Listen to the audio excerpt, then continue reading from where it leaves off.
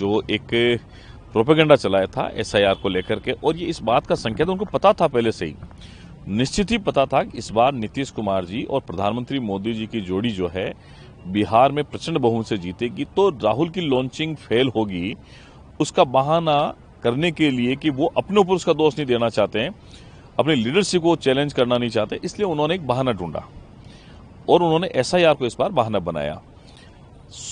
Supreme court के निर्णय के बाद में मुख्य चुनाव आयोग ने, जो सेंट्रल कमीशन है और जो बिहार का इलेक्शन कमीशन है, उन्होंने ये तय कर दिया था कि जिसका भी नाम जुड़ाना हो जुड़वा सकते हैं। बहुत ही मतलब सॉफ्ट कॉर्नर वो इलेक्शन कमीशन रहा था, लेकिन उसके बाद भी जब इनका परिणाम जो के पक्ष में नहीं आया तो कहीं उनको लगता है कि ये ईवीएम के बहाने, एसआईआर के बहाने, क्या इस देश में जब बाबा साहब अम्बेडकर ने कानून बनाया था, लोकतंत्र बना था, प्रजातंत्र में एक व्यक्ति को एक वोट देने का अधिकार है, किसी भी व्यक्ति को एक से अधिक मत देने का अधिकार नहीं है। जिस तरीके से घुसपैठियों को ला करके, फर्जी वोटर्स को वहां जोड़ करके लगभग 65 लाख से ज्यादा के जो फर्जी वोटर्स थे उनको हटाया गया, ये लोकतांत्रिक प्रक्रिया में पारदर्शितापूर्ण काम था और इसी का परिणाम था कि वहां पारदर्शी तरीके चुनाव हुआ।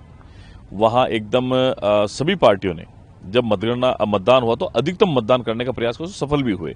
लेकिन ये कांग्रेस की मानसिकता रही है, अपनी हार को पचाने के लिए, अपने नेताओं को बचाने के लिए इस प्रकार के जो आरोप हैं वो स्वायत्त शासित संस्थाओं पर लगाता है। कोई नई बात नहीं है, लेकिन इतना स्पष्ट है कि देश की जनता प्रधानमंत्री मोदी के नेतृत्व के साथ खड़ी है और लोकतांत्रिक संस्थाओं के साथ में लोकतंत्र की मजबूती के लिए खड़ी है। राजस्थान के पूर्व मुख्यमंत्री अशोक गहलोत जी इतने अनुभवी हैं, अंत में जब वो बाई इलेक्शन में 15,000 वोटों से जीतते हैं तब साफ सुथरी चुनाव प्रक्रिया होती है। बिहार में वो हारते हैं तो उनको लोकतंत्र में कहीं कोई गला घोटने जैसी बात होती है, उसको खत्म करने की बात आती है। ये दोनों जो विरोधाभासी बयान है, मुझे लगता है कि ऐसे अनुभवी नेता को नहीं कहना चाहिए। कल राधा मोहन दास जी अग्रवाल ने भी ये कहा है कि ये हमारी स्वच्छ पारदर्शी प्रक्रिया का ही परिणाम है कि हमारी सरकार होते हुए भी हम नियमों का पालन करते हैं, ईमानदारी से काम करते हैं। जनता का जनादेश हमें स्वीकार है, कहीं हमारी कमी रही है अंता में काम करने की, इसलिए जनता ने हमें स्वीकारवा नहीं किया, कांग्रेस को स्वीकार कर लिया।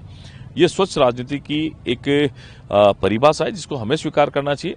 इसी तरीके से कांग्रेस को और आरजेडी के दल के साथ में ये जो कौरवों का दल था, इनको ये स्वीकार करना चाहिए कि जनता ने हमें नकार दिया है और एक क्लियर मेजोरिटी के साथ उनको नकारा है। तो चुनाव में बिहार के लोगों की जो बात है उसको समझना चाहिए, स्वीकार करना चाहिए। मैं तो ये कहता हूं आने वाले कई वर्षों तक कांग्रेस और आरजेडी बिहार में नहीं आएगी। राजस्थान में आने वाले कई समय तक एक चुनाव के बहाने अगर वो सोचते हैं कि नहीं आने वाले समय में कांग्रेस उठ खड़ी होगी, तो ऐसा संभव नहीं होगा। आने वाले चुनाव के अंदर भी इनका सुपड़ा साफ कांग्रेस का राजस्थान में निश्चित है। अच्छा, एक सवाल ही, पिछले दिनों जब आपके विधानसभा का सत्र चला था तो धर्मांतरण जो विरोधी बिल था वो आपने पारित किया, उसके बाद राज्यपाल की भी उस पर मुहर लग गई तो नोटिफिकेशन इसका जारी हो गया। उसी को मामले को लेकर एक संस्था सुप्रीम कोर्ट में गई और सुप्रीम कोर्ट ने राज्य सरकार से 4 सप्ताह में इसके लिए जवाब भी मांगा है। किस तरह देखते हैं आप? देंगे ना जवाब। अगर कोई व्यक्ति जाएगा कोर्ट, अगर ऑनरेबल कोर्ट हमसे पूछेगा, सरकार सक्षम है, जवाब देगी। लेकिन जो धर्मांतरण विरोधी बिल हमने पारित किया था, ये राजस्थान की उन लोगों की अपेक्षाओं पर खरा उतरने वाला बिल था जिसकी आवश्यकता थी। एक पूरे देश का सबसे मजबूत बिल अगर कहीं किसी भी स्टेट में, किसी प्रांत में अगर बना तो मुख्यमंत्री बजरंग शर्मा जी के प्रभावी नेतृत्व में बना है और इसका लाभ निश्चित ही आने वाले समय में हम लोगों को मिलेगा, जहां कोई भी व्यक्ति लोभ प्रलोभ के कारण किसी व्यक्ति को जबरदस्ती उसका धर्म परिवर्तन नहीं करा सकता है।